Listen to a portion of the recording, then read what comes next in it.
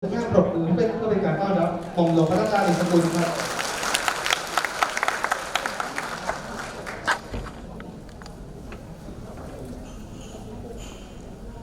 กราบเรียนท่านอธิบดีกรมพัฒนาสังคมและสวัสดิการที่เคารพยิ่งครับท่านนภาโดยข้อเท็จจริงก่อนเรียนพี่น้องราชการว่าผมรู้จักคุ้นเคยกับท่านมานานตั้งแต่เมื่อครั้งที่ยังรับราชการสนองพระเดชพระคุณที่จังหวัดนครปฐมและก็จังหวัดเชียงใหม่เป็นจังหวัดสุดท้ายที่ผมได้ไปรับราชการในส่วนภูมิภาคก่อนจะกลับมาเป็นรองปลัดกระทรวงแล้วก็เกิดเหตุการณ์เปลี่ยนแปลงทางการเมืองขึ้นก็ถือว่าเป็นเรื่องที่เราคนไทยไม่อยากให้เกิดนะครับความเปลี่ยนแปลงอะไรที่เรียกว่าเป็นสิ่งที่นอกระบบแต่ท่านข้าราชการคงต้องเข้าใจว่าระบบระเบียบของความเป็นรัฐะเนี่ยมันจะเกิดขึ้นได้อย่างมั่นคงแม่นยำแล้วก็ยั่งยืนต้องเป็นผลจากการกระทำของข้าราชการที่ต้องเป็นตัวหลักเป็นตัวขับเคลื่อนสำคัญการเมืองมาแล้วก็ไปการเมืองภาษาอังกฤษใช้คำว่าเป็น political positions คือเป็น political matters ที่จะต้องเขาคิดอะไรก็ตามแต่ว่ายังไรก็ดีต้องอาศัยความเป็นข้าราชการประจำก็คือ permanent officials permanent officer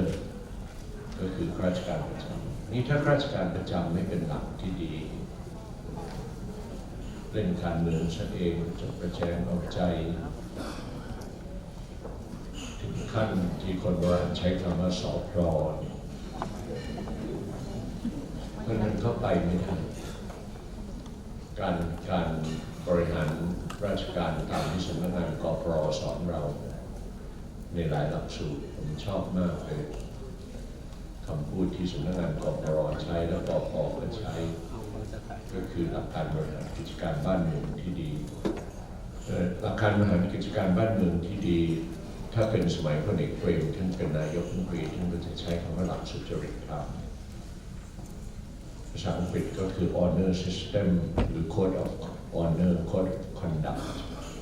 หลักการควบคุมพฤตินิสัยของผู้เป็นเจ้าหน้าที่ของรัฐอย่าออกนอกกรอบจนกระทั่งกลายเป็นสุดโต่งแต่ก็ไม่ได้ห้ามที่จะคิดนอกกรอบแต่นอกกรอบแล้วต้องมี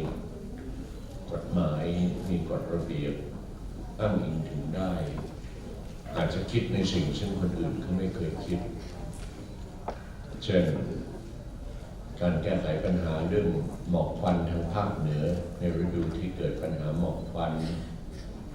ท่านอาจจะคิดไปได้ไกลถึงขั้นที่เรียกว่าสุดโต่งถึงขั้นว่าให้เลิกปลูกข้าวโพดเพราะว่าต่อสั่งอะไรทั้งหลายที่จะกลายเป็นปัญหาใหญ่ที่สุดแล้วท่านทำได้ไหมท่านอาจจะบอกว่าเราก็ทำได้แต่คิดแต่พอถึงเวลาจริงๆแล้วบนเขาบนดอยท่านไปคุมเขาได้ไหมเพราะเขาทิ้งก้นบุหรี่เล็กๆนิดเดียวเผาไหม้หมดมีไหมครับวงจรปิดบนเขาบนดอยท่านพมจ.ที่อยู่จังหวัดทั้ง76จังหวัดจะทราบดีว่าการทำงานกับส่วนภูมิภาคซึ่งโดยประสบการณ์ที่กระผมได้ทำงานกับท่านพัฒนาสังคมและความมั่นคงของมนุษย์จังหวัดหรือท่านพมจ.ท่านดีมากเลยโดยประสบการณ์ที่ผมได้พบมาในหลายจังหวัดตั้งแต่ผมยังเป็นรองผู้ว่าราชการจังหวัดต่างๆจนท่านไปอยู่นครปฐมเป็นผู้ว่าจังหวัดแรกนี่ผมมองว่ากระทรวงนี้เป็นกระทรวงที่ทำหน้าที่เสมือนปิดทองหลังพระคือท่านไม่ค่อยโฆษณาอะไรต่างๆมากมายท่านทำแต่งานคล้ายๆกระทรวงยุติธรรมคล้ายๆกรมพินิจและคุ้มครองเด็กและเยาวชน แก้ปัญหาให้กับชาติแก้ไขปัญหาให้กับสังคมโดยที่ไม่ต้องมีการ propaganda โฆษณาให้ผู้คนได้รู้ได้อะไรทั้งหลายแต่ปัญหาที่เกิดขึ้นบางครั้งก็เป็นการกระทำของคนเพียงบางคนบางกลุ่มอย่าไปเหมารวมทั้งกระทรวงเราคนไทยติดนิสัยกันเพราะว่ากันทีก็ว่ารวมหมดทั้งกบทั้งเหล่าทั้งกระทรวงทั้งกรมซึ่งมันทำให้คนดีๆเขาหมดกำลังใจทางที่ดีท่านก็ต้องช่วยบำบัดขัดเกลาใครที่จะพลั้งเผลอทำในสิ่งซึ่งไม่ถูกต้องให้เขาทำให้ถูกอย่า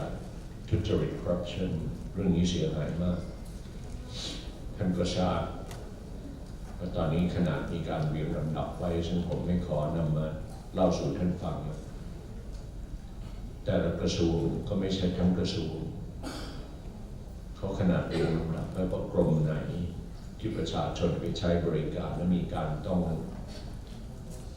แลกด้วยเงินด้วยทองถึงจะเกิดการบริการที่ดีเนี่ยอันนี้ต้องยุติโดยเด็ดขาดตามพระราชโอวาทเพราะการเป็นข้าราชการคือการทำให้ประชาชนเกิดความสุขใจภาคภูมิใจไม่ใช่โอ้โหพอให้เงินไปหมายงานเดินกับโต๊ะปิดโต๊ะปิดโต๊ะ2 วันเสร็จแต่คนที่ไม่มีเงินหยิบยื่นให้ไม่มีตะกร้าอะไรมาให้ไม่มีการมาเอาใจใช้เวลาเป็นอาทิตย์เป็นเดือนเกิดขึ้นได้ไงครับผมว่ามันน่าจะเป็นเรื่องแห่งอดีตไปแล้วเพราะว่าพลเอกเปรมท่านสร้างคุณูปการเป็นแบบอย่างที่เยอะมากน้องราชการถามผมได้เพราะผมรับราชการในช่วงรัฐบาลของท่านพลเอกเปรมติณสุรานนท์ในยุคเวลาที่ประเทศไทยเรียกว่าเป็นห่วงเวลาแห่งแผ่นดินธรรมแผ่นดินทองเป็นห่วงเวลาที่เราเรียกว่าประเทศไทยโชติชุ่มชัชวาลเป็นคำพูดที่ไพเราะแม้จะจริงตามนั้นทุกอย่างหรือไม่อย่างไรแต่ก็เป็นความหวังของคนไทยท่านพลเอกเปรมชอบใช้คำว่าหลักสุจริตธรรมและท่านก็แปลเป็นภาษาอังกฤษออกมาว่าคือ honor system ว่าข้าราชการต้องปฏิบัติโดยไม่มีข้อยกเว้นใครไม่ชอบกับใครให้ผอกองการเจ้าหน้าที่ของทุกกระทรวงต้องมีความฉลาดไหวพริบปฏิภาณในการเลือกคนให้มาทำงานอยู่ด้วยกันแล้วรักกันไม่ใช่เอาคนที่ไม่ถูกกันแล้วมาทำงานเพื่อให้เกิดความขัดแย้งจะได้บริหารได้ที่ทฤษฎีนี้เขาเลือกกันไปนานนะในอารยประเทศที่เขาเรียกว่า divide and rule แบ่งแยกเพื่อการปกครองแบ่งแยกเพื่อการบริหารต้องรักกันสุจริตเที่ยงธรรมเหมือนกันไม่อยู่ด้วยกันท่านผอกจ.ในอดีตเนี่ยสำนักงานกพ.พูดเสมอเลยว่าต้องเป็นบุคคลซึ่งมีพรสวรรค์พิเศษรู้จักบุคลากรในองค์กรอย่างชัดเจนนิสัยแม้กระทั่งส่วนตัวท่านจะศึกษาเจาะลึกไปยังไงก็ตามแต่จะเป๊ะสักแค่ไหนจะตรงสักแค่ไหนอย่างไรเนี่ยนั่นคือคุณงามความดีที่ท่านจะมอบให้กับกรมมอบให้กับกระทรวงเพราะฉะนั้นผู้ในการกองการเจ้าหน้าที่ผมยังยืนยันว่าเป็นหัวใจนะครับในการพิจารณาเลือกเฟ้นบุคลากรในการทำงานไม่ใช่ได้การที่คนนั้นฝากคนนี้ฝากเอาใจผู้นั้นผู้นี้แต่ท่านต้องเอาใจกระทรวงเอาใจสังคม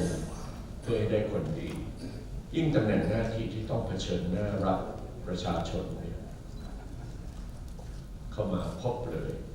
ในหน่วยงานซึ่งไม่ใช่ทุกหน่วยในแต่ละกระทรวงที่จะมีหน้าที่ดังกล่าวท่านก็ทราบเฉพาะบางหน่วยที่ประชาชนต้องสัมผัสต้องมาขอร้องขอความร่วมมือผมจะไม่เอ่ยละว่ากระทรวงไหนบ้างและกรมไหนบ้างในแต่ละกระทรวงท่านทราบดีท่านไปเรียงลำดับไล่ไม่เกินประมาณ15 หน่วยที่เราเคยพูดกันในที่สัมมนาของกพ.ทุกวันนี้กระผมยังเป็นวิทยากรพิเศษในสำนักงานกพ.กับกพร.อย่างหลักสูตรนปร.เนี่ย เราก็พูดกันเรื่องนี้เราเคยเรียงลำดับไล่มากรมไหนบ้างที่ประชาชนเข้าไปติดต่องานเกิดความคล่องว่องไวในขณะเดียวกันเราก็พูดกันว่ากรมไหนบ้างที่ประชาชนต้องเข้าไปติดต่อไปพึ่งพาแต่กลายเป็นเนิ่นหน้าชักช้ามีอะไรต้องแลกเปลี่ยนกันโอ้แสดงว่าเลือกอาชีพผิดเลยอย่างนั้นต้องไปทำงานอย่างอื่นถ้ามารับราชการและระหว่างสิ่งที่เรียกว่าบรรณาการอะไรเงี้ย ท่านทำงานผิดแล้วล่ะต้องไปเปิดบริษัทร้านค้าเองไปเป็น CEO บริษัทของท่านเอง CEO ก็มาใช้กับระบบราชการไม่ได้ยังมียุคหนึ่งเคยเรียก CEO ผู้ว่า CEO อธิบดี CEO ปลัดกระทรวงพูดไปได้ยังไงอายต่างชาติเขาจะตายช่วงนั้นต่างชาติเขาถามกันเขาบอกว่าโอ้นี่ถามจริงหรือตั้งใจจะพูดให้มันผิดหรือเปล่าพวกคณะทูตนะครับผมขอเล่าสู่ท่านเพราะไม่มีประเทศใดเลยแม้กระทั่งประเทศที่ท่านเห็นว่าใหม่ที่สุดและเจริญก้าวหน้ามากก็คือสหรัฐอเมริกา Chief Executive Officer มาใช้ได้ไงครับกับราชการ State Affairs State Matters ไม่มีทางเลย CEO หมายถึงนู่นอยู่บนหอคอยงาช้างญาติไว้วางใจโหวตให้เป็น CEO บริษัทมหาชนถือหุ้นใหญ่ที่สุดให้เป็นประธานของมหาชนนั้นก็คือ CEO แต่ราชการไม่ใช่ผู้ว่าจะไปลอยอยู่บนหอคอยได้ยังไงต้องติดดินสิครับราชการต้องติดดินเหมือนที่หลายท่านสวมเครื่องแบบวันนี้เช่นท่านอธิบดีเนี่ยที่ผมเห็นแต่ผมก็นึกถึงสมัยผมรับราชการวันจันทร์เนี่ยเป็นวันที่เราได้สวมเครื่องแบบแต่ตอนที่อยู่ต่างจังหวัดเราสวมแทบทุกวันก็มีความสุขภูมิใจเหมือนเพลงที่กอแต่งขึ้นเพื่อราชการพลเรือนของเราคือเพลงจำขึ้นใจท่านผู้เกียรติก็จำได้หลายท่านคงร้องได้ก็สวมใส่ที่เราภูมิใจและยิ่งไปอยู่จังหวัดเนี่ยโอ้โหเครื่องหมายที่ปกเสื้อมีความหลากหลายกระทรวงโน้นกรมนี้แต่ในใจของเราคือทำงานเพื่อจังหวัดไม่เคยแบบนี้เราจะกลับมาเป็นกระทรวงนิยมกรมนิยมต่อเมื่อเราย้ายกลับมาอยู่ในส่วนกลางแต่เมื่อท่านไปอยู่ที่จังหวัดในทั้ง76จังหวัดเนี่ยก็คือความเป็นหนึ่งเดียวกันของเพชรบูรณ์ของพิจิตรของแม่ฮ่องสอนของนครพนมของพัทลุงของสมุทรสงครามเราเป็นหนึ่งเดียวกันไม่เคยแบ่งแยกแตกแยกท่านต้องมองไปเพื่อให้เกิดความเข้าใจที่ชัดเจนเพราะว่าน้องๆราชการใหม่บางทีก็ยังสับสนผมจะขอใช้เวลาเพียงสั้นๆพูดเพราะว่าได้พูดเรื่องนี้มาในหลายคอร์สแล้วก็ท่านเลขาธิการกพ.ล่าสุดก็ให้เกียรติกับผมท่านบอกว่ากับผมอายุมากขึ้นแล้วน่าจะบันทึกเทปไว้ก่อนท่านก็เลยให้เป็นบันทึก4 โมดูลเดี๋ยวเล่าให้น้องฟังแล้วจะตกใจกราบเรียนท่านอธิบดีแล้วจะตกใจใช้เวลาบันทึกถึง8 ชั่วโมงแล้วก็ได้ท่านรองศาสตราจารย์มหาวิทยาลัยสุโขทัยธรรมาธิราชเป็นสุภาพสตรีสมูคุยเก่งมาก8 ชั่วโมง 2 วันผ่านไปเร็วๆตอนแรกผมนึกว่าผมจะต้องคอยดูนาฬิกาไปบันทึกที่ห้องพระบาทสมเด็จพระปกเกล้าเจ้าอยู่หัวที่มหาวิทยาลัยสุโขทัยธรรมาธิราชซึ่งถือว่าเป็นห้องรับรองเกียรติยศใช้เวลา2 วันวันละ4 ชั่วโมงท่านเลขาธิการกพ.ท่านกำลังจะเกษียณอายุปลายเดือนนี้ท่านบอกบันทึกไว้ตามหลักคิดโดยให้ผมทำเป็นเพเปอร์เสนอไปก่อนและทางกพ.ช่วยออดิตให้มีอะไรที่ควรจะเพิ่มควรจะตัดเพื่อให้ลงตัวกับ8 ชั่วโมงที่จะบันทึกเทป4 โมดูลที่ว่าผมขออนุญาตกราบเรียนสู่ท่าน1ก็คือ protocol ในที่นี้ก็หมายถึงระเบียบพิธีซึ่งมาจากหลักศาสตร์ของราชา ที่ถือว่าเป็นเลิศที่สุดในการครองตนครองคนและครองงานคนเราต้องมีระเบียบพิธีเช่นวันนี้เป็นต้นยกตัวอย่างขึ้นข้างนั่งเป็นหน้าที่นี้ก็ถือว่าเป็นส่วนหนึ่งของระเบียบพิธีของความเป็นเจ้าหน้าที่ของรัฐเป็นข้าราชการของแผ่นดิน2โปรโตโคลนี้ก็ท่านอย่าไปแปลว่ามารยาทพระราชบัญญัติสภาให้ความหมายไม่กว้างมากน่าจะแปลว่าสิ่งที่ท่านพึงจะต้องปฏิบัติด้วยปัญญาไม่มีคำว่าปัญญาของโจรผู้ร้ายปัญญาของผู้ทุจริตคดโกงปัญญาของผู้ทำร้ายภรรยาปัญญาของผู้ที่ไม่ดูแลรักษาลูกข่มเหงครอบครัวอันนี้ไม่มีคำว่าปัญญามาจากรากศัพท์สังกฤษก็คือ wisdom หรือ intelligence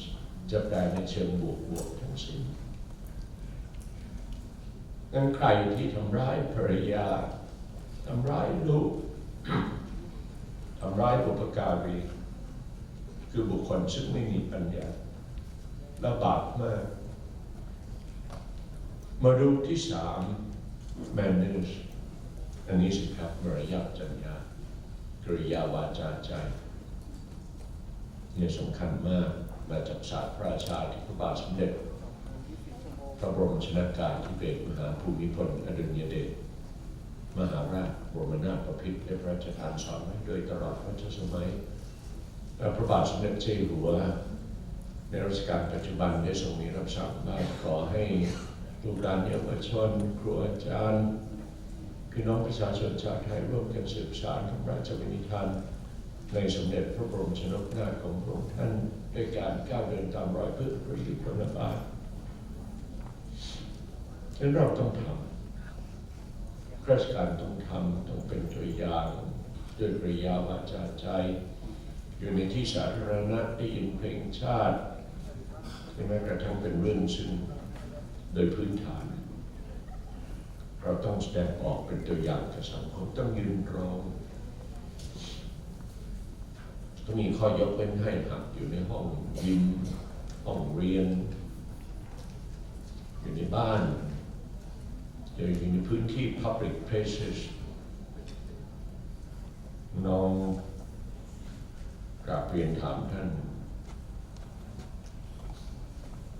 อธิบดีก็ดีท่านรองอธิบดีก็ดีหรือท่านอดีตปมจ.ของจังหวัดพิษณุโลกท่านธานินทร์สุนทรนามร่วมอยู่ในงานนี้ด้วยผมเชื่อมั่นว่าทุกท่านจะมีประสบการณ์ของความรักชาติบ้านเมืองที่เป็นความรับผิดชอบตรงกันเข้าโรงมหรสพได้ฟังเพลงของแผ่นดินสรรเสริญพระบารมีต้องยืนครับอย่าไปเป็นตัวอย่างในทางที่เป็นความไม่ถูกต้องซะเองเพลงยังไม่จบแล้วนั่งทั้งต้องใช้รักชายอยู่บนจอถวายพระเกียรติสิครับชาวต่างชาติก็ยังยืนกันเลยก็ยืนกันเรียบร้อยเฉยแต่คนไทยควักมือถือขึ้นมากอดอกเพลงไม่จบนั่งถึงตอนหลังมีกลุ่มคนที่มาปั่นป่วนทางความคิดในข้อนี้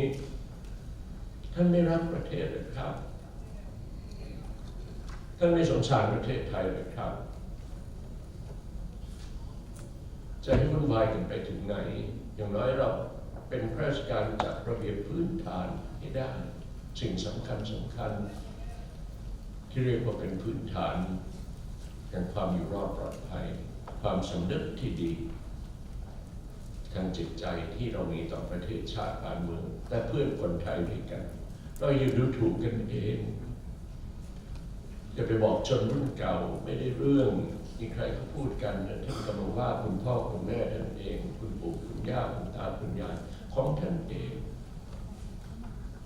ชนรุ่นเก่าคือผู้มีพระคุณสร้างประเทศนี้มาสั่งสมคุณงามความดีให้คนรุ่นใหม่เพื่อสืบสานปณิธานของคนรุ่นเก่าผสานเข้ากับเทคโนโลยีความรู้ภาษาต่างประเทศอะไรก็ตามแต่ที่ท่านได้รับในปัจจุบันแล้วนำไปสู่ชนรุ่นอนาคตที่เป็นความหวังให้กับชาติสิครับและท่านชนรุ่นเก่ารุ่นปัจจุบันรุ่นอนาคต ต้องไป in parallel คือควบคู่กันนี่กลับมาพูดจนรุ่นเก่าเฉยไม่อินเทรนด์ไม่สมัยใหม่ว่ากล่าวคนรุ่นเก่านั่นท่านกำลังว่าบรรพบุรุษของท่านเองโดยรู้เท่าไม่ถึงการโอ้ประเทศไทยเป็นไทยมาได้ทุกวันนี้ท่านก็ทราบผมจะขอพูดเพียงสั้นๆอย่างเช่นปลายสงครามโลกครั้งที่2นะถ้าเราไม่มีขบวนการเสรีไทยถ้าเราไม่ได้รับพระมหากรุณาธิคุณพระราชทานจากพระเจ้าทั้งสองพระองค์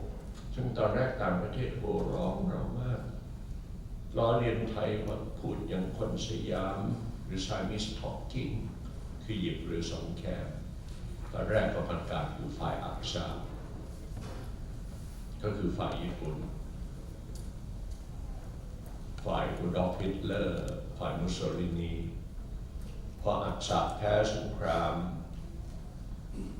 ตอนแรกฝ่ายไทยก็คิดว่าน่าจะชนะเพราะขนาดเรือรบหลวงมกุฎราชกุมารของสหราชอาณาจักรแห่งบริเตนใหญ่ถูกจมลงที่เหนือเกาะสุมาตรายังไม่น่าเชื่อแต่ก็ไม่เคยมีใครคิดว่าสหรัฐอเมริกาจะตัดสินใจใช้อาวุธนิวเคลียร์ทิ้งลงที่นางาซากิกับฮิโรชิมาท่านที่ไปเที่ยวญี่ปุ่นมาหรือไปศึกษาในงานทุนงานวิจัยอะไรก็ตามแต่ท่านคงทราบและท่านคงได้พลิกหน้าประวัติศาสตร์หน้านั้นว่าไม่เคยมีใครคิดว่าสหรัฐอเมริกาจะตัดสินใจขั้นเด็ดขาดถึงขั้นนั้นที่เราทำลายล้างมนุษยชาติไปเป็นจำนวนมากยังผลให้ญี่ปุ่นยกธงขาวเลยในเวลาที่ใกล้เคียงกันกับผู้นำของประเทศหลักๆในยุโรปที่ทำร้ายตนเองบ้างถูกสังหารบ้างซึ่งผมจะไม่ขอเอ่ยซ้ำฝ่ายอักษาแพ้สงครามเราประกาศเข้าข้างแต่แรกเราประกาศสงครามกับสัมพันธมิตรก็คืออังกฤษอเมริกาฝรั่งเศสเป็นต้นเราบอกให้การประกาศสงครามนั้นเป็นโมฆะเราถึงถูกล้อเลียนว่าการพูดอย่างคนสยามเชื่อถือไม่ได้ข้างไหนแพ้เราทิ้งทันทีเราอยู่กับข้างชนะเสมอมีทฤษฎีลงในหนังสือที่ท่านอาจจะยังค้นพบแต่ต้องเป็นเล่มเก่าๆอย่างศาสตราจารย์จรูญสุภาพซึ่งท่านจากพวกเราไปแล้วก็เคยเขียนไว้แต่ท่านก็คุณธรรมเชิงอัดไว้ข้างใต้ว่านี่คือคำพูดในอดีตปัจจุบันไม่มีใครกล่าวถึงแล้วท่านศาสตราจารย์จรูญสุภาพกล่าวไว้โอ้เรามีคนสองท่านซึ่งไปที่ไหนก็จะถูกโห่ร้องต้อนรับพูดอย่างคนสยามจะถือไม่ได้นโยบายไผ่ลู่ลม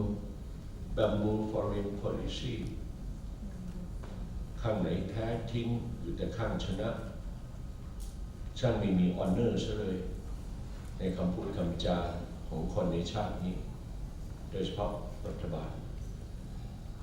บุคคลสองท่านนี้ยิ่งเดินเข้ามายังไม่สะทกสะท้านเราพูดคุยด้วยทั้งภาษาฝรั่งเศสเยอรมันภาษาอังกฤษยังไพเราะเพราะพริ้งแตกฉานอ่อนน้อมถ่อมตนจนชนะใจผู้คนโดยเฉพาะชาวตะวันตก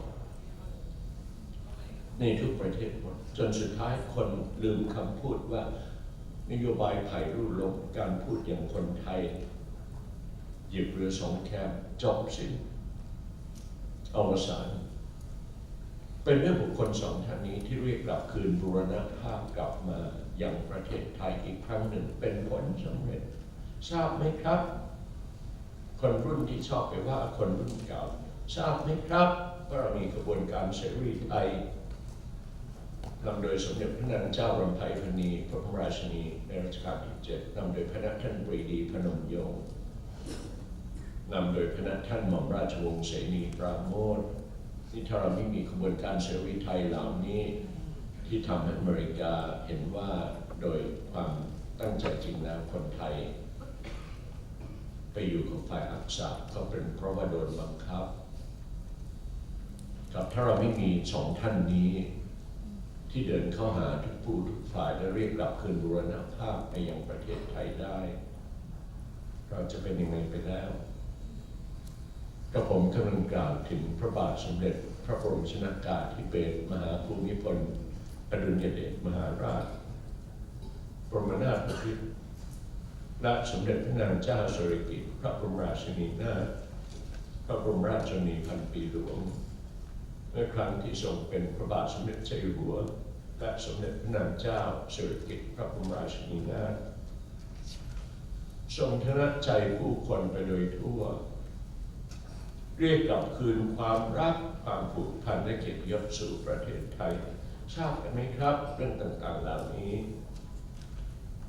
ใครที่กำลังสร้างปัญหาทะเลาะวิวาทอยากให้หวนกลับมานึกคิดสักนิดหนึ่งดีกว่าที่จะไปสร้างความปั่นป่วนให้กับเด็กๆซึ่งเป็นอนาคตของเราลูกหลานของเราที่เรารักและห่วงใยโซเชียลมีเดียท่านผู้มีเกียรติอ่านตามคำนิยามของ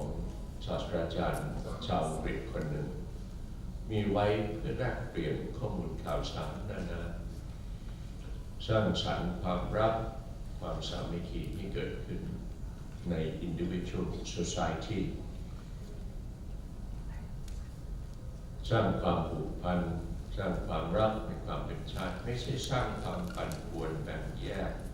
divide and rule แบ่งแยกและปกครองอย่างที่เกิดขึ้นในเมืองไทย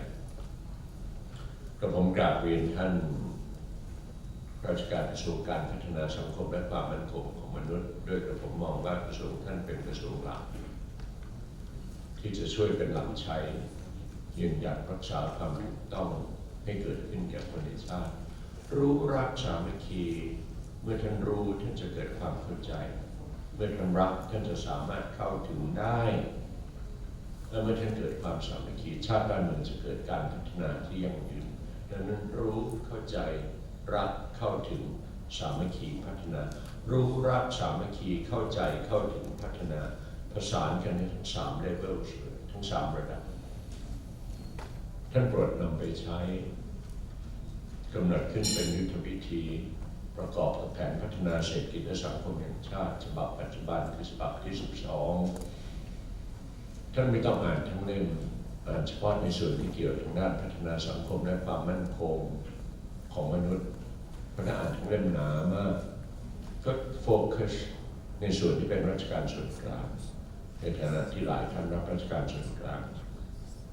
โฟกัสลงไปในส่วนของราชการบริหารส่วนภูมิภาคซึ่งเรามี76จังหวัดอย่าพูด77เป็นราชการเองพูด77ไม่ได้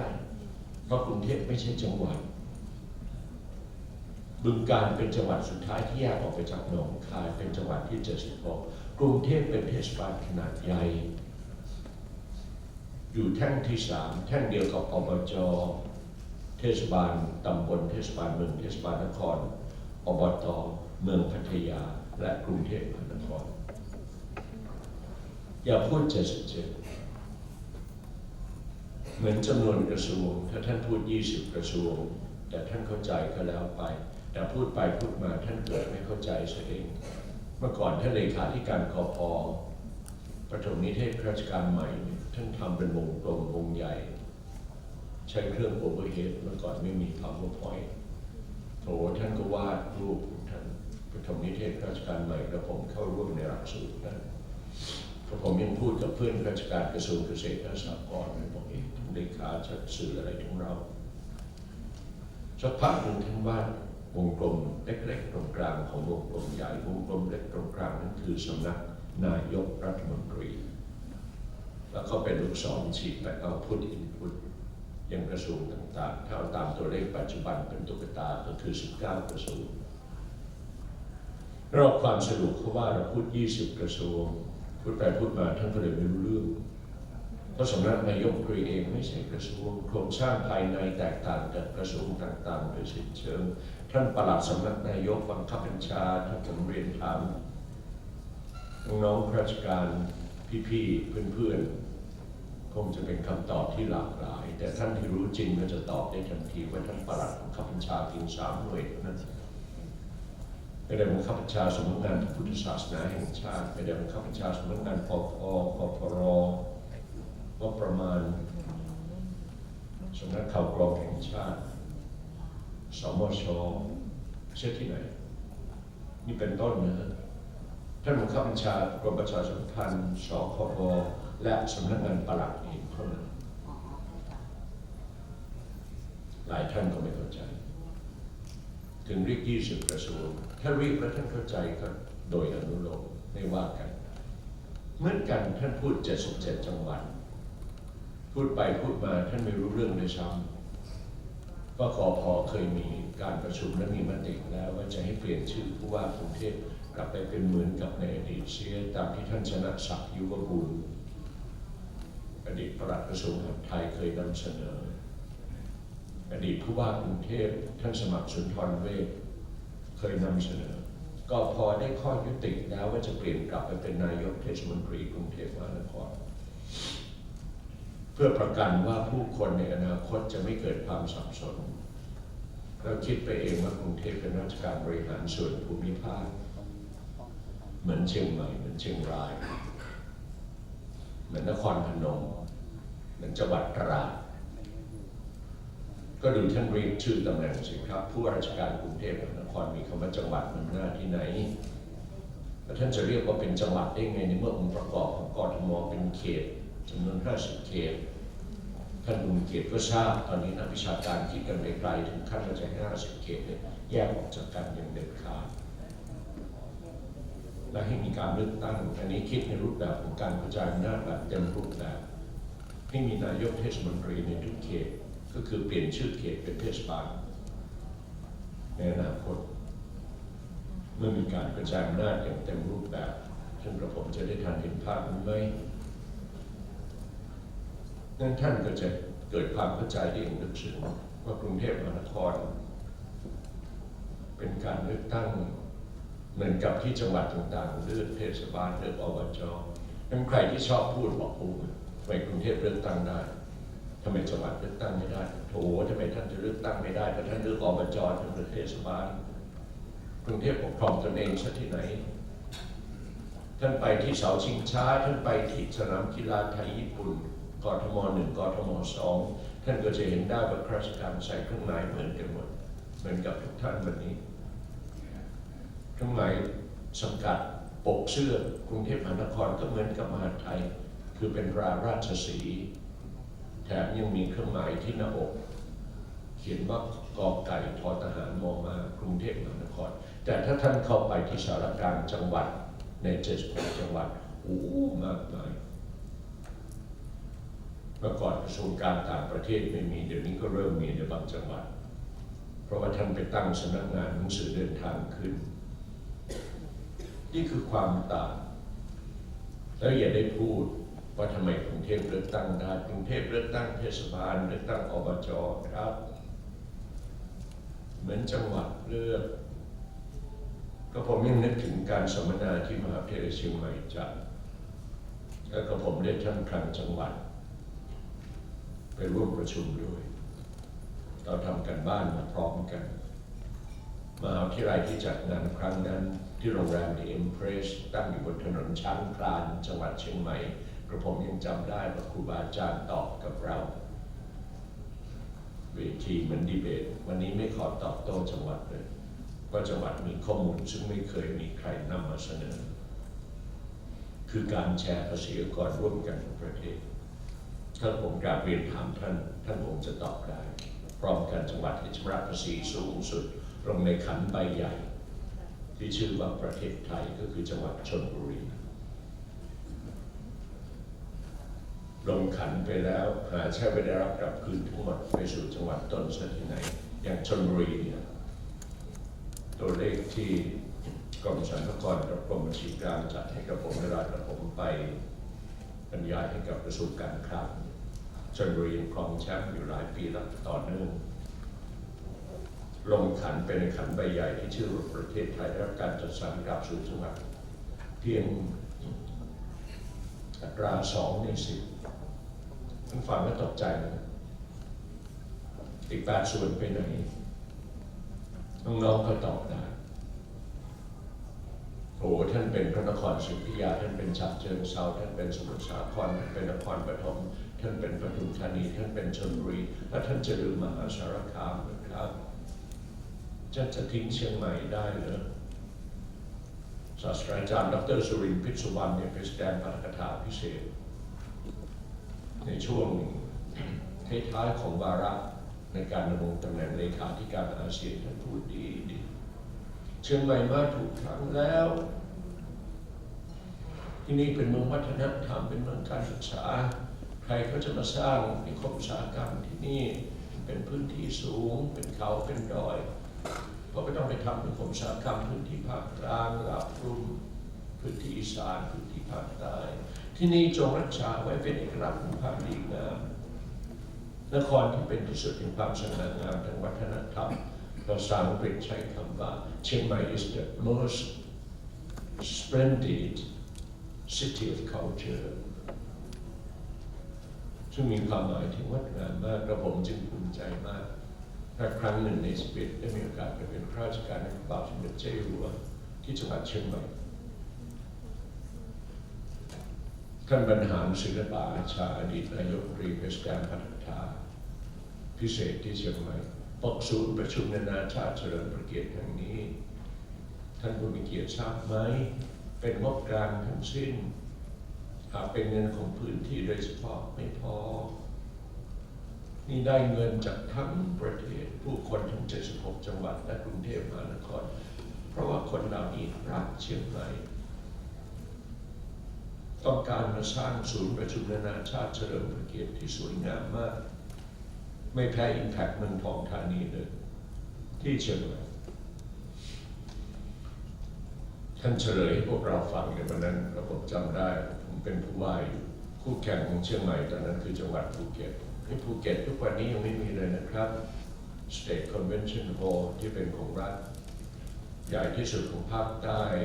คือ Convention Hall ของมอ.วิทยาเขตอำเภอหาดใหญ่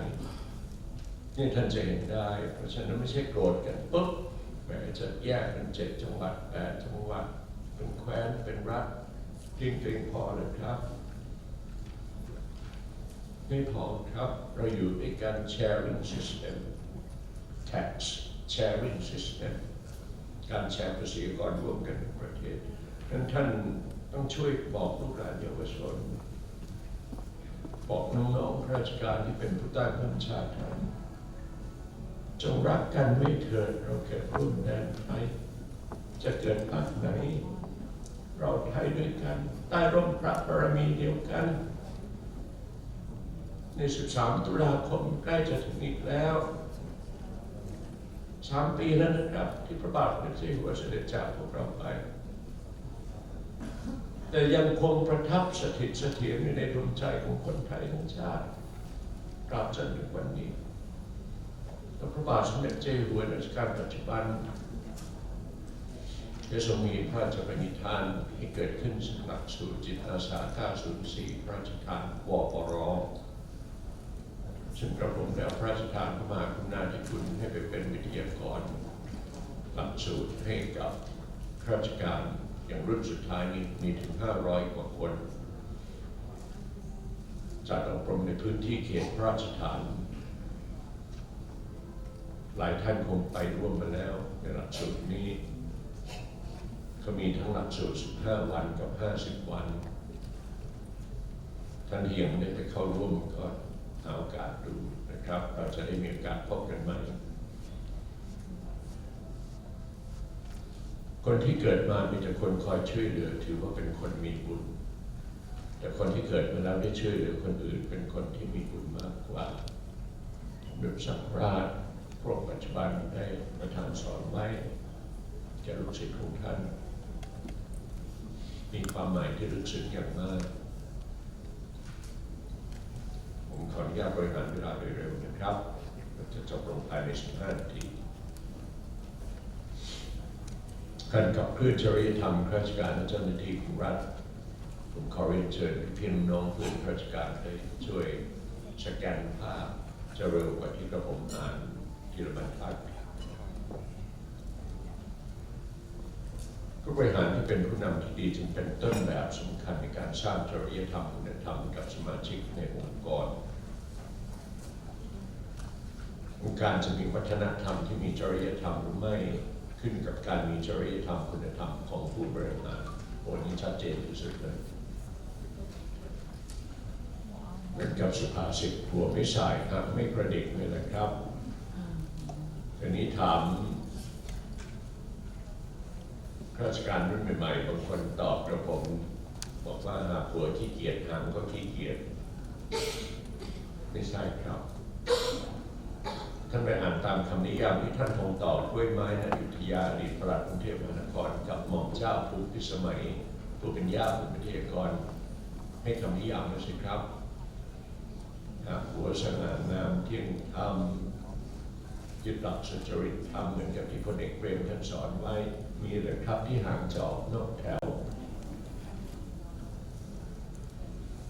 คงมีบ้างแต่น้อยมาก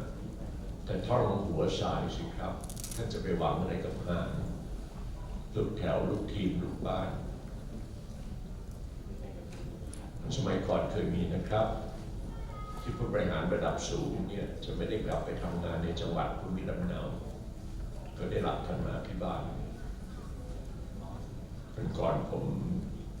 นั่งสนทนาอยู่กันที่กระทรวงยุติธรรมผมได้ไปช่วยราชการอยู่ที่นั่นประมาณ1 ปีท่านปลัดกระทรวงยุติธรรมปรารภขึ้นกับกระผมยังมีหน่วยครับยังเคร่งครัดเรื่องนี้ถึงแม้มหาดไทยจะไม่เคร่งครัดแล้วก็ตามผมก็ได้กลับเรียนถามท่านปลัดกระทรวงยุติธรรมหน่วยไหนครับท่านปลัดศาลเนี่ยนะครับผู้พิพากษายังไม่มีทางที่จะได้กลับไปทำงานที่จังหวัดบ้านเกิดเหมือนมหาดไทยในอดีตจะไม่ให้ใครสมัครจากจังหวัดนั้นกลับไปเป็นผู้ว่าหรือมากไปกว่านั้นจะไม่ให้ใครสมัครจากอำเภอนั้นกลับไปเป็นในอำเภอในพื้นที่บ้านเกิดท่านคงตอบได้เพราะอะไรเนี่ยหลักผลลัพธ์อาจจะไม่ดีเลิศครบถ้วนแต่มันย่อมดีกว่าได้อย่างหนึ่งคนทำงานไกลบ้านนี่ดีนะครับใจกับตัวกระผมเองตอนไปอยู่เชียงใหม่แข่งขันมากยิ่งคิดถึงบ้านยิ่งอยากทำงานเพื่อหลบความรู้สึกนั้นพอคิดถึงลูกคิดถึงภรรยายิ่งทำงานใหญ่เลยคิดอยู่ในใจงานจะได้จบเราจะได้กลับบ้านครอบครัวจะได้ภูมิใจเพราะตอนนั้นทั้งลูกทั้งภรรยาไม่ได้ไปอยู่เลยลูกชายเรียนหนังสือภรรยาก็ต้องอยู่เป็นเพื่อนลูกที่กรุงเทพผมไปอยู่คนเดียวเหมือนใช้ชีวิตนักเรียนนักศึกษาไปอยู่จวนหลังใหม่ห้องนอน2 ห้อง1 ห้องน้ำจวนหลังเดิมไม่อยู่เพราะเก่าแก่มากแล้ววันไปรับตำแหน่งก็เจ้าหน้าที่สำนักงานจังหวัดพาเดินชมจวนหลังเดิมสวยงามมากเป็นสถาปัตยกรรมแบบล้านนาไทยมีหลายห้องนับไม่ถ้วนมีแม้กระทั่งห้องใต้ดินอายุกว่า100 ปีเจ้าหน้าที่สำนักงานจังหวัดก็ละเอียดรอบคอบผ่านแต่ละห้องเล่าบรรยายยังกระชมพิพิธภัณฑ์จนผ่านไปห้องหนึ่งซึ่งกระผมก็ทราบอยู่แล้วแต่เธอก็อุตส่าห์เล่าให้ฟังอีกจนได้โถมีอดีตท่านผู้ว่าท่านป่วยมากสงสารท่านผมได้อ่านหนังสือชีวประวัติท่านไม่เขียนขออภัยเสียงกระผมนะครับผมพอดีทำท่าจะเป็นหวัดที่คุยกับท่านอธิบดีกระผมยังเกรงใจท่านเดี๋ยวท่านติดท่านโทษผมได้อธิบายละเอียดต่อผ่านห้องนี้ เมื่อปีนั้นวันนั้นตรงนี้ท่านได้กระทำปฏิวิบากกรรมตรงนี้ผมก็นึกในใจของผมโอ้ยขยันจริงช่างบรรยายผมนึกในใจนะช่างบรรยายนี่ทำงานคงเก่งมากละเอียดละอ้อเหลือเกินตั้งแต่วันนั้นจนกระทั่งผมย้ายกลับ2 ปีเต็มแล้วผมไม่เคยกลับไปที่ห้องนั้นอีกเลยแต่ต้องยอมรับปัจจุบันนี้อยู่ตรงเชิงสะพานเจ้าแก้วนวรัตน์ชาวเชียงใหม่เรียกสั้นๆว่าสะพานนวรัตน์เป็นสะพานคู่บ้านคู่เมืองเนี่ยถ้าถามขึ้นที่นั่งอยู่ตรงนี้จะต้องยกมือขึ้นหลายท่านที่มาจากจังหวัดภาคเหนือตอนบนโดยเฉพาะเชียงใหม่ครัวผมก็ไม่เปิดน่าจะเป็นจวนหลังเดียวในประเทศไทยก็ไม่เคยเลี้ยงใครตอนกลางคืนถ้าจำเป็นต้องเลี้ยงจริงๆก็ไปทานอะไรง่ายๆข้างนอกชีวิตโดยส่วนตัวก็ยังท่านปรัชญาเศรษฐกิจพอเพียงจริงๆเลยกราบเรียนท่านไม่ได้มาพูดอย่างเดียวเปิดไฟเป็นเพื่อนหนึ่งดวงไม่เปิดไม่ได้ก็นึกถึงจวนหลังข้างๆแล้วผมก็อ่านหนังสือราชโอวาทพระราชทานให้กับบัณฑิตใหม่ของม.แม่โจ้ราชภัฏเชียงใหม่ม.ช.อ่านว่าได้ศึกษาเรียนรู้ซึมซับโรงเรียนที่พระบาทสมเด็จเจ้าอยู่หัวได้ทรงมีพระดำริขึ้นโครงการหลวงโครงการในพระราชดำริต่างๆเอาเป็นว่าผมยอมรับกับท่านข้าราชการที่มาจากจังหวัดเชียงใหม่เพราะผมรักคิดถึงเชียงใหม่รักจนถึงวันนี้นครปฐมอยู่แล้วแล้วผมต้องผูกพันเพราะคุณยายกับผมเป็นคนอำเภอนครชัยศรีผมว่ายน้ำเป็นที่ในน้ำนครชัยศรีตั้งแต่เด็กๆนครปฐมมีในใจแต่ภาคเหนือตอนบนกับผมไม่เคยรับราชการภาคเหนือตอนบนเลยฉะนั้นนพบุรีศรีนครพิงค์เชียงใหม่ยังคงอยู่ในดวงใจของกระผมตราบจนวันนี้และจนวันตายอยากให้ท่านได้ศึกษาถึงหลักการขับเคลื่อนจริยธรรมข้าราชการและเจ้าหน้าที่ของรัฐผลดีในทัศนคติของคณะท่านพลเอกเปรมจันทร์สุรานนท์เดี๋ยวถ้าท่านสนใจท่านขอจากท่านฝ่ายเลขาท่านพิธีกรที่คุณแนะนำกระผมเมื่อสักครู่นี้น้องคงช่วยตอบให้ท่านได้เมื่อท่านจะไปให้ลูกหลานใช้โครงการลดชั่วโมงเรียนเพิ่มชั่วโมงรู้โครงการพี่สอนน้องเราต้องแข่งขันกันนะครับถ้าเราไม่ทำอะไรเลยก็จะกลายเป็นว่าผู้ไม่ประสงค์ดีเขาก็จะทำอะไรต่ออะไรที่กลับกลายเป็นความปั่นป่วนให้กับรัฐความไม่รักกันให้ชิงชังชาติตนเองว่ากล่าวชาติตนเองมีใครก็ทำกันครับอวดร่ำอวดรวยเก่งกล้าสามารถคุยโว้โอ้อวดล้วนแล้วแต่ไม่ใช่เอกลักษณ์ของชนชาติไทยทั้งสิ้นคุณธรรมที่สูงกว่าความซื่อสัตย์สุจริตมีอะไรบ้างผมขออนุญาตยกขึ้นเป็นกรณีตัวอย่างให้ท่านได้อ่านบนจอมีบางท่านถ่ายรูปไว้หรือจดอยู่ไม่ทันก็เดี๋ยวท่านขอท่านฝ่ายเลขาเองหลักการทรงงาน23ประการของพระองค์ท่านโดดเด่นชัดเจนที่สุดสำคัญยิ่งท่านคุณเกียรติคงจะต้องพูดว่าคือข้อที่20คือ honesty ความซื่อสัตย์สุจริตจะนำพาไปสู่ความสำเร็จในทุกเรื่อง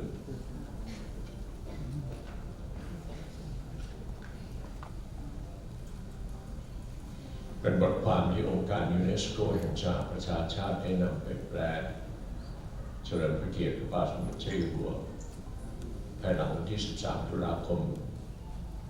ปี 2559 ก็คือภายหลังการเสด็จสวรรคตของพระองค์ท่านคำว่าธรรมชาติมาจากคำว่าธรรมนะครับอย่างธรรมชาติคือความถูกต้องความสง่างามความดีถ้าเราไปฝืนธรรมชาติกันทำไม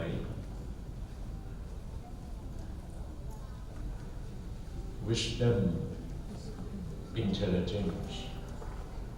ตรงกันเลยปัญญานำทางเราสู่ความสำเร็จในชีวิตซึ่งทุกท่านมุ่งมั่นอยู่แล้ว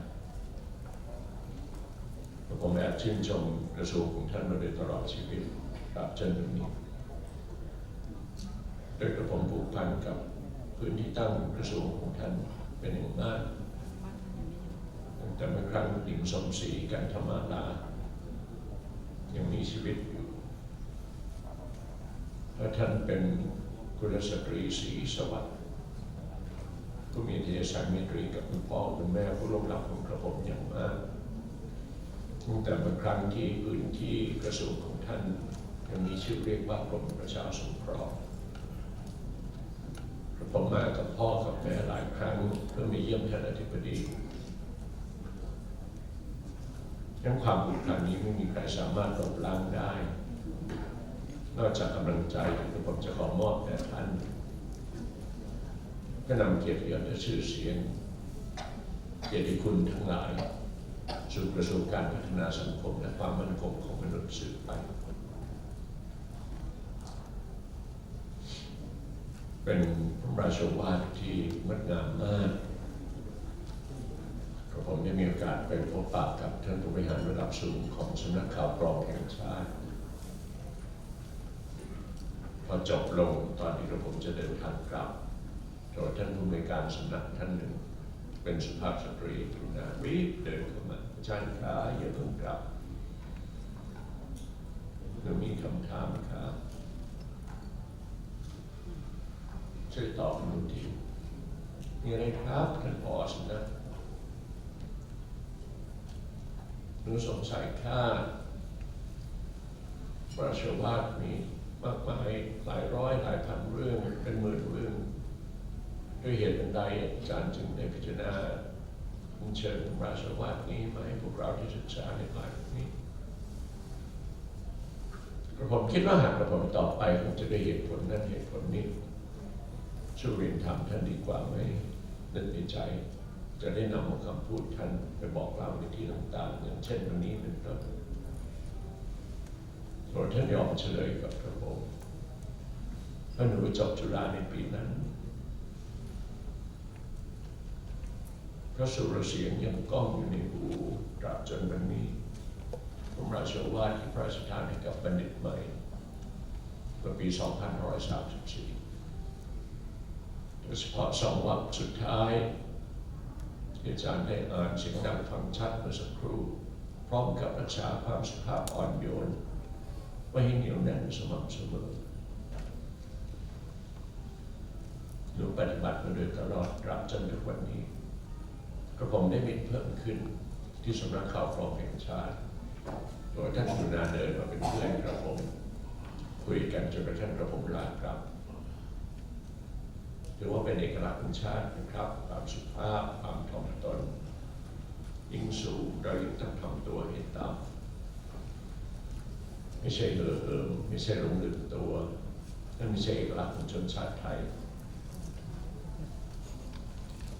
ผมพยายามที่จะแปลงการทำความดีด้วยหัวใจตามโครงการในพระดำริของพระบาทสมเด็จเจ้าอยู่หัวรัชกาลปัจจุบันจิตอาสา 904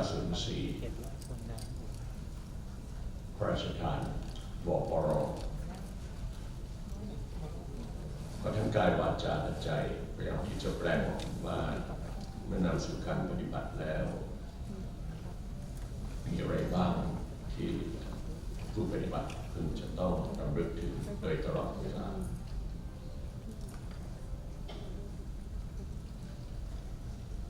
ผมขออนุญาตผ่านเพียงภาพต่อไปอันนี้คือ คือ4โมดูลที่กระผมได้กล่าวถึงสำนักงานกพ.ได้ให้บันทึกลงในเทปโทรทัศน์เป็นที่เรียบร้อยแล้วท่านเลขาธิการกพ.บอกว่าแม้ท่านจักรีอยู่ราชการในปลายเดือนนี้แต่เมื่อเทปเสร็จเรียบร้อยก็จะขอส่งให้กระผม1 ชุดกระผมได้กราบเรียนท่านไปแล้วโปรโตโคลระเบียบวิธีเอติเคทสิ่งที่ท่านจะต้องปฏิบัติตามสำนึกที่ดีการเป็นข้าราชการการเป็นคนไทยแมนเนอร์กิริยามารยาทและการศึกษา education ทั้ง4 ข้อนี้ดูจะเป็นปัจจัย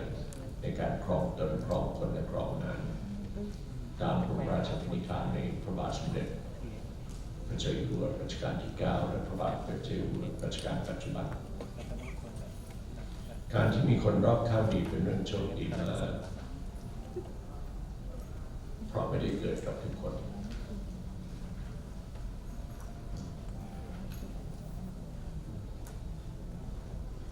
Honesty is a very expensive gift. Do not expect it from cheap people. ความซื่อตรงเป็นอะไรที่ถือว่าเป็นพลานุภาพในชีวิตแต่ก็อย่าไปคาดหวังว่าจะเกิดขึ้นกับทุกๆคนซึ่งอาจจะไม่มีซึ่งพรสวรรค์นี้ทั้งคงต้องพยายามแปลเพื่อไม่ให้แปลหรือว่าตัวเราพิเศษเกินแต่เรียกเขาชีพ people คงจะถ้าแปลเป็นไทยคงจะเป็นอะไรที่ชัดเจนมากไปก็ต้องพยายามช่วยกันที่จะให้ผู้คนเกิดความเข้าใจโดยธรรมชาติไม่ใช่ไปว่ากล่าวให้เขาเจ็บปวด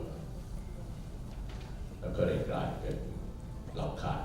สมาชิกที่จะเป็นความเข้าใจเหมือนกันช่วยกันได้นำพาประเทศอันนี้ก็ผมแยกเรื่องที่เป็นมาโดยเฉพาะจาก4 โมดูลเมื่อสักครู่นี้ผมจะขอจบลงด้วยภาพนี้มีข้อความบันทึกไว้ว่าภาพ1 ภาพสามารถถ่ายทอดเรื่องราวแทนตัวอักษรได้มากกว่า100,000 คำพูดกราบเรียนท่านผู้มีเกียรติครับหลายภาพที่ท่านเห็นอยู่นี้เป็นภาพปีประหัตถ์ในพระบาทสมเด็จพระบรมชนกาธิเบศรมหาภูมิพลอดุลยเดชมหาราชบรมนาถบพิตรไม่ใช่ทุกภาพครับแต่หลายภาพในที่นี้ซึ่งมีความหมายที่งดงามจริงๆกราบเรียนท่านผู้มีเกียรติกราบเรียนท่านอธิบดีท่านผู้มีเกียรติที่รักของกระผมมีเพลงหนึ่งซึ่งชาวต่างประเทศได้ประพันธ์ขึ้นมีความหมายถึงความศักดิ์สิทธิ์ของแผ่นดินความศักดิ์สิทธิ์ของบุคคลเราจะเป็นพ่อแม่ครูอาจารย์ผู้มีพระคุณ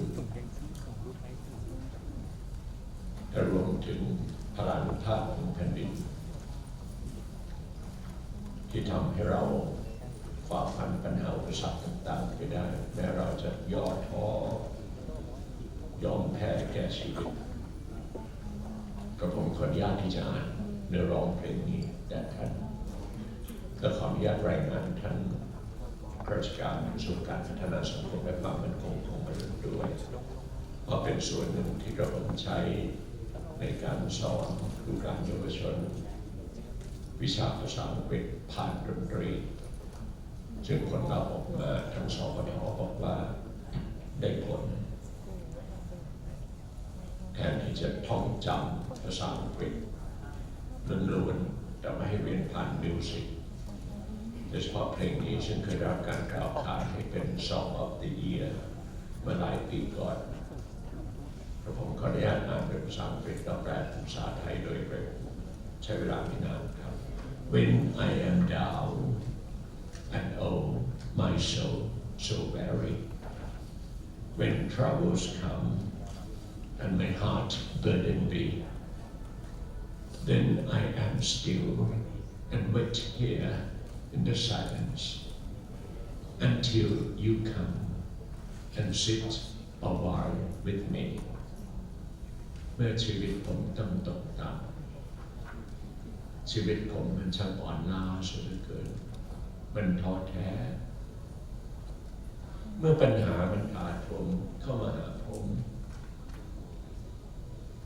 มยอมรับว่าหัวใจของผมมันหนักอึ้งมันแทบจะไม่ไหวแล้วผมจึงสงบนิ่งและนั่งรอเงียบๆอยู่ตรงนี้จนกระทั่งท่านได้เข้ามาและมานั่งอยู่เคียงข้างผมข้อที่สองนะครับ You raise me up นี่คือชื่อของเพลง so I can stand on mountains You raise me up to walk on stormy seas I am strong when I am on your shoulders You raise me up to more than I can be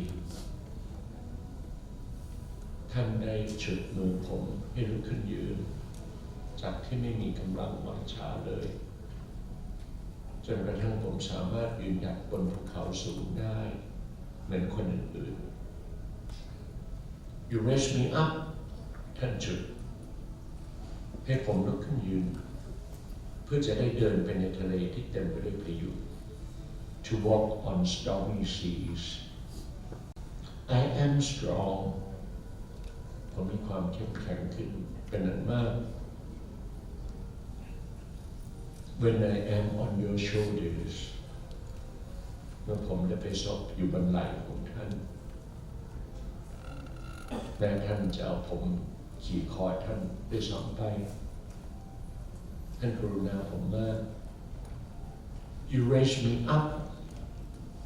ท่านฉุดมือผมให้ลุกขึ้นมาผมไม่สามารถที่จะบรรยายอะไรต่างๆนานาด้วยครบถ้วนในความรู้สึกเพลงนี้ชื่อว่า You Raise Me Up ท่านฉุดมือผมให้ลุกขึ้น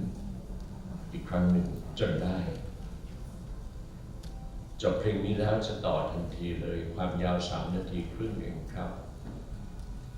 พระมหากรุณาธิคุณปกเกล้าปกกระหม่อมประสบนิกรชาวนพบุรีศรีนครพิงค์เป็นชื่อเดิมของจังหวัดเชียงใหม่ครับนพบุรีศรีนครพิงค์เชิญท่านผู้เกียรติรับชมครับ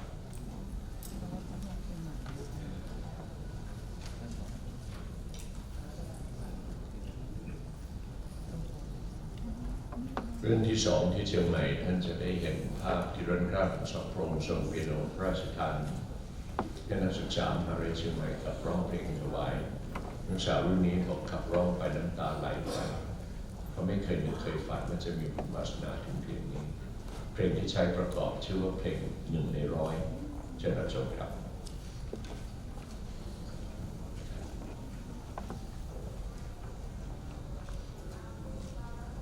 You raise me up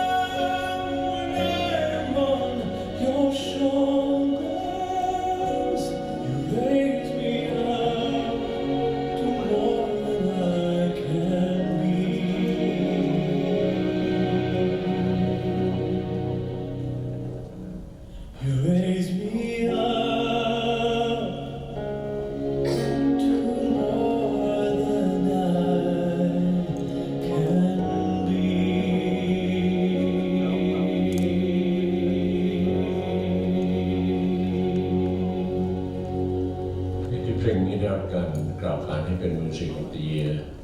ก็ด้วยหลักง่ายๆที่ชาวต่างประเทศให้คำวิจารณ์ไว้ก็คือ ethics คือหลักจริยธรรมคุณธรรมที่จะสอนให้เด็กๆลูกหลานเยาวชนไม่เกิดความย่อท้อแก่ชีวิตคอยนึกถึงมือใครสักคนหนึ่งความศักดิ์สิทธิ์ของแผ่นดินของสังคมที่คอยช่วยเหลือให้ความเมตตากรุณาแก่เราโดยตลอดเวลาจงอย่าท้อแท้แม้พี่น้องเพื่อนราชการเองนะครับ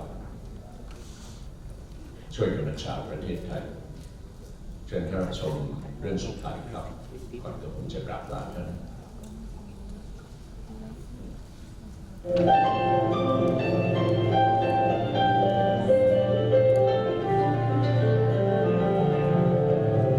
จะเริ่มต้นจากที่วัดพระธาตุดอยสุเทพและพัฒนาพื้นที่ราชนิเวศน์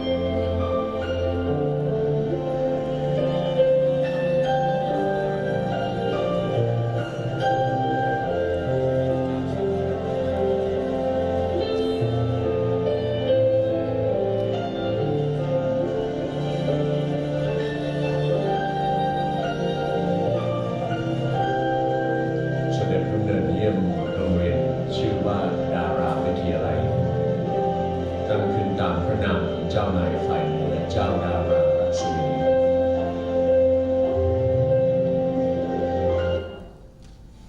ภาพสุดท้ายนี้เป็นภาพที่เจ้านายฝ่ายเหนือพร้อมประสบนิกรชาวเชียงใหม่ได้ฟ้อนรำถวายความรำลึกถึงพระบาทสมเด็จเจ้าอยู่หัวรัชกาลที่ 9 ภายหลังการเสด็จสวรรคตท่านผู้มีเกียรติต้องไม่ลืมพระคุณของเจ้านายฝ่ายเหนือนะครับเป็นด้วยเจ้านายฝ่ายเหนือโดยแท้ที่ทำให้ประเทศไทยล้านนาไทยยังคงเป็นส่วนหนึ่งของประเทศไทยตราบจนถึงวันนี้เพราะฉะนั้นแล้วอังกฤษเตรียมที่จะขอให้ล้านนาไทยไปขึ้นอยู่กับรัฐชาติพม่าให้เชียงตุงเป็นศูนย์กลางทางการปกครองอังกฤษจะบริหารโดยมีข้อแลกเปลี่ยนว่าจะให้เจ้าดารารัศมีไปเป็นพระราชธิดาบุญธรรมของควีนวิกตอเรียและให้สืบสานราชสันตติวงศ์อยู่ในไฮเซอร์เคิลด้วยแต่เจ้านายฝ่ายเหนือได้ปฏิเสธขออยู่กับในหลวงรัชกาลที่ 5เป็นความทรงจำที่งดงามอย่างมากภาพนี้เจ้าเดิมเดือนในเชียงใหม่ได้ร่วมฟ้อนรำถวายด้วยท่านอายุจะ 90 แล้วแต่วันนั้นท่านฟ้อนรำจนถึงท่านเป็นลมด้วยความรักและคิดถึงพระบาทสมเด็จเจ้าอยู่หัวในพระบรมโกศเราต้องไม่ลืมคุณงามความดีของเจ้านายฝ่ายเหนือเป็นขาดนะครับเพราะฉะนั้นแล้วพื้นที่ภาคเหนือตอนบนได้ตั้งแต่จังหวัดแพร่ขึ้นไปปัจจุบันจะไม่ใช่ของประเทศไทยแต่เป็นด้วยคุณงามความดีของท่านเมื่อวันที่ในหลวงรัชกาลที่ 5 เสด็จสวรรคตเจ้าดารารัศมีได้ขอให้สมเด็จกรมพระยาดำรงราชานุภาพนำเข้าเฝ้าในหลวงรัชกาลที่ 6สมเด็จพระมหาธีราชเจ้าพระบาทสมเด็จพระมงกุฎเกล้าเจ้าอยู่หัวทรงมีพระราชถามทำไมถึงจะกลับไปอยู่เชียงใหม่ไม่อยู่ด้วยกันเสียในพระนครเจ้าดารารัศมีได้กราบบังคมทูลเป็นอมตะปาจามาตราบจนทุกวันนี้หม่อมฉันคิดถึงสมเด็จพระพุทธเจ้าหลวงใจจะขาดขอให้หม่อมฉันได้กลับไปดำรงชีวิตที่เชียงใหม่พระบาทสมเด็จเจ้ารัชกาลที่ 6ได้ทรงรับสั่งว่าหากทรงยินยอมพร้อมใจในหนึ่งข้อที่จะทรงขอก็จะพระราชทานบรมราชานุญาตเจ้าดารารัศมีได้กราบบังคมทูลว่าแม้แต่มากกว่าหนึ่งข้อก็พร้อมที่จะปฏิบัติแต่ขอให้หม่อมฉันได้กลับเชียงใหม่หนึ่งข้อที่ทรงขอก็คือจะพระราชทานพระราชทรัพย์ส่วนพระองค์สร้างพระตำหนักพระราชทานให้ที่อำเภอแม่ริมปัจจุบันหากท่านผู้มีเกียรติยังไม่เคยไปเที่ยวครั้งหน้าท่านขึ้นเชียงใหม่ปลอดภัยอำเภอแม่ริมซึ่งห่างจากตัวจังหวัดนิดเดียวพระตำหนักนี้ชื่อว่าพระตำหนักดาราพิรมปัจจุบันเป็นพิพิธภัณฑ์สถานกำกับดูแลโดยตำรวจตระเวนชายแดนและจุฬาลงกรณ์มหาวิทยาลัยกราบขอบพระคุณท่านอธิบดีกราบขอบพระคุณท่านผู้มีเกียรติครับขออนุญาต